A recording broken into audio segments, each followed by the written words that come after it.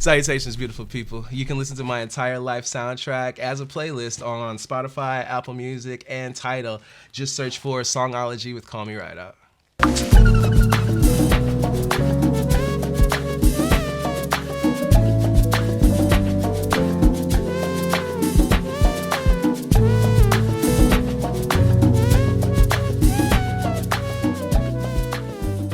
I have the single for Arrested Development's Tennessee right here.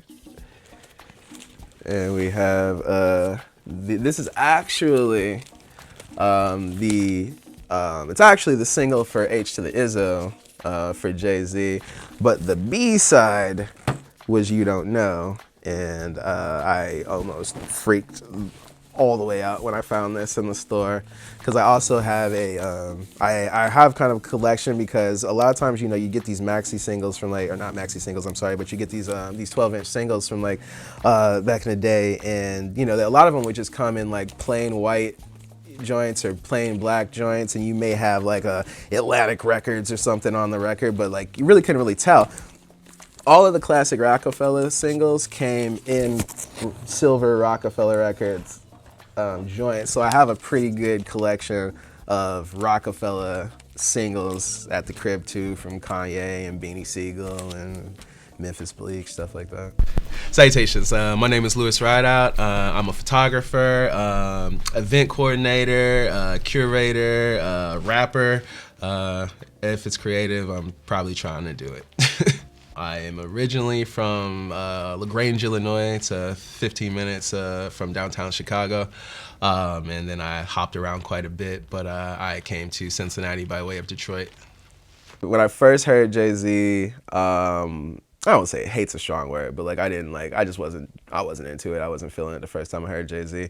And you know, then I came to realize that I was the one that was tripping, because when he released Hard Knock Life Volume 2, and from standing on the corner popping, what was that joint? It's a Hard Knock Life. Yeah, when he dropped Hard Knock Life, I really liked that song, and I was like, let's see what this Jay-Z guy's about, you know what I mean? So like I bought the album and loved it, and then like I went back and listened to the 2 albums that came out previously to it, and was like, oh no, this guy's amazing, and I am the idiot. So like Jay, you know, I always felt like Jay, you know, that was one type of things with rap music, where it's like I love words, like, you know what I mean? So like in how you can use them and bend them, and you know, whatever, metaphors and similes and all that good stuff, always have. So like, you know, I was, you know, the little rap nerd when I was a kid, would listen to rap music with a dictionary next to me. You know, or, you know, once we got the internet, dating, once we got, you know what I mean, I hop on and, you know, look some stuff up, you know, and I remember Jay was probably like the #1 person where it was just like, where I would listen to him, and I, you know, and he was just smart, like I didn't know what he was talking about, but it sounded so good. But I would go and I'd dig, and I'd look up words, and I'd look into things, or I, you know, might ask my dad, or like, you know, I remember reading the liner notes inside of the CD, and I used to do this religiously, but like I would, you know, I'd comb through the liner notes, and I'd see what samples were used in like one of my favorite movies, The Outsiders. I ended up seeing The Outsiders because by combing the notes in a Jay-Z album on Volume 1, I found that there was the vocal sample in one of the songs was sampled from the movie The Outsiders. So I rented the movie The Outsiders, and it was one of my favorite films. So I just used to do that. I used to line trace, and Jay was just always good. So it's like I learned so much from him, from words, from his music. I follow the samples and go back and listen to the albums. And then, like, you know, I think I've always just kind of been attached to people who, you know, seem to have a fight that they won't give up, and you know people who seem to feel like, you know, like winning is the only option. It's like, you know, and Jay always, you know, Kobe's and Michael's and, you know, stuff like that, you know, and Jay-Z, like, you know, he was just all the time, he was just like, you know, I will not lose. That was the, you know, the key refrain on You Don't Know, like, I will not lose, you know? So it's like, Jay has just always been like a motivational figure to me, like, you know, because even to this day, like, he's still constantly winning. You know, and it's like, you know, in this song is prophetic in that way, you know what I mean, because it came out in what, 2001, so we're 19 years later and Jay's still winning. You know, so like the part of this song where he says mama ain't raised no fool. Put me anywhere on God's green earth, I'll triple my worth. That was my senior quote.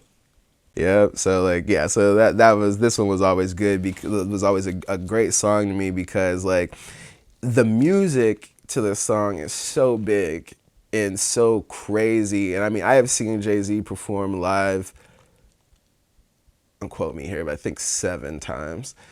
And every single time, I think 6 of the times he's done You Don't Know, and every time, my wife can tell you, I lose my, sorry, I don't know if I can say that, but every single time she knows, like when that beat drops, it's over. And it's crazy because like the music is so intense, it's so big, Just Blaze production.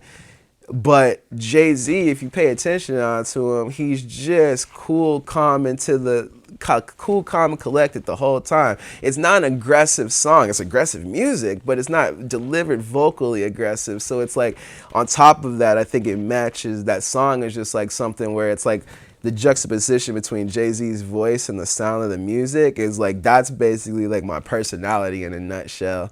You know what I mean? Where it's like, you know, if you talk to me, it's just going to be, you know, calm and straightforward or what have you, you know what I mean? But this Just Blaze track is happening inside. You know what I mean? You know, and just even in that, and it's just the, you know, constantly feeling like, you know, I think I've always kind of felt like I had something to prove to an extent, you know, and because I don't feel like I'm always the person that you assume to whatever, to do anything, like, and then I do it and it's like, oh. but you know what I'm saying, the first thing that you know, the first words of the song is a vocal sample. You don't know what you're doing. And you know, and actually that's not how he starts it, but the part where he says you don't know what you're doing, that's where you're wrong. I just love that. It's just so matter of fact, you know, and just keeping a head. So that's one of the songs that I definitely had to include here because like that's one where it's just like it's just a soul moving song to me to win. 1+1 was actually the song that my wife came down the aisle to when we got married. She came down to 1+1. It's just a song, man. I just kind of feel like top to bottom, like just it covers, you know, how I feel about my wife, how we feel about each other, you know, just our relationship, and you know that the Beyonce, you know, we've always had kind of like a you know, just we've always had this like this Beyonce Jay-Z connection between the both of us. I'm a huge Jay-Z fan. She's a huge Beyonce fan, and she actually kind of, you know, she was always Beyonce, and I'm like, yeah, she's cool, like, and then she dropped 4. And, you know, and I knew she could sing. I just didn't love the music when it was all poppy and, you know, whatever.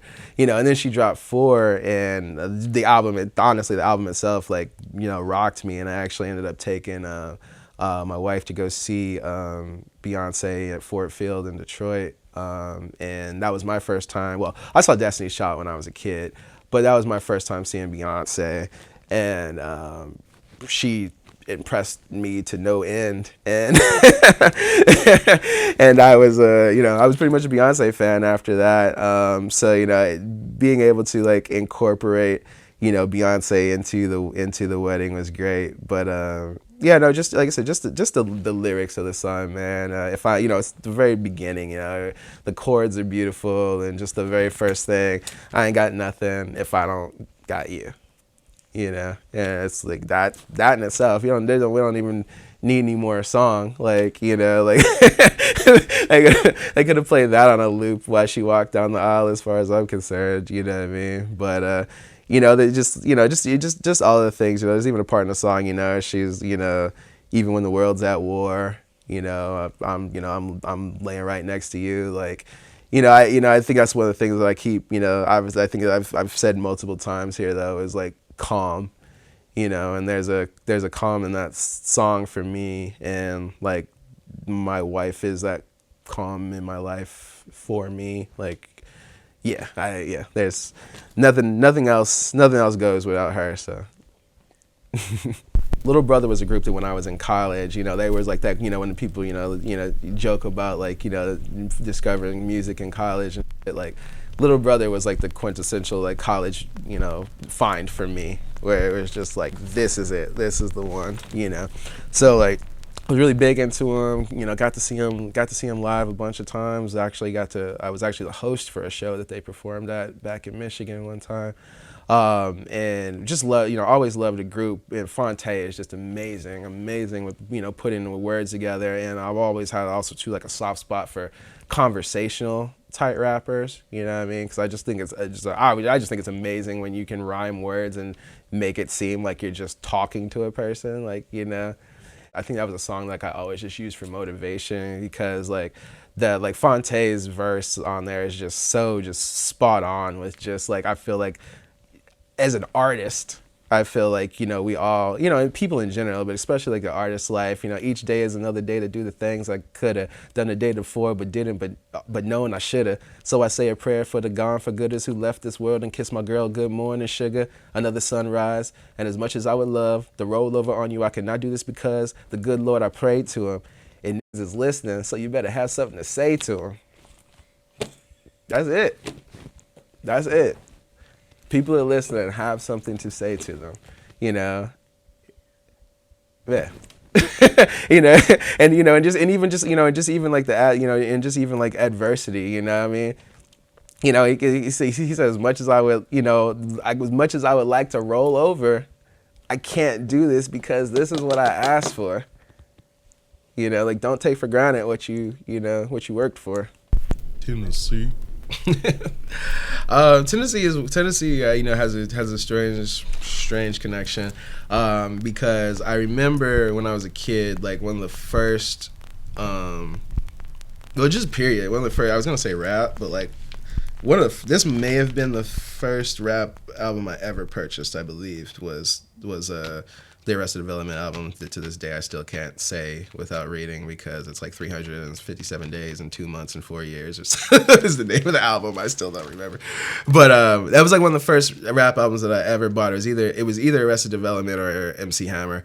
And I loved it. I loved them. Like there was all this live instrumentation. There was a part of the record. It was, there were deep songs, there were fun songs, and I was so young. I was like 6, 7 years old. I don't know, but I was like, I felt like I was learning. Like, so I just had this attachment to the Arrested Development. And then when this is when I was, living in Chicago when I was a kid. And then when I was in 6th grade,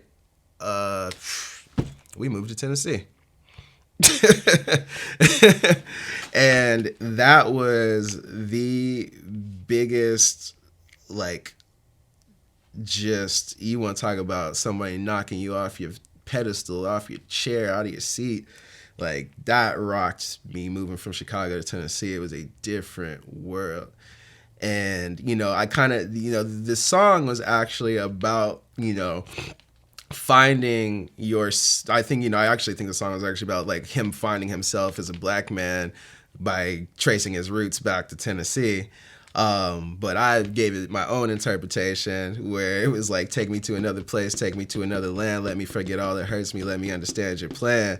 And I was like, get me the hell out of Tennessee, please and thank you.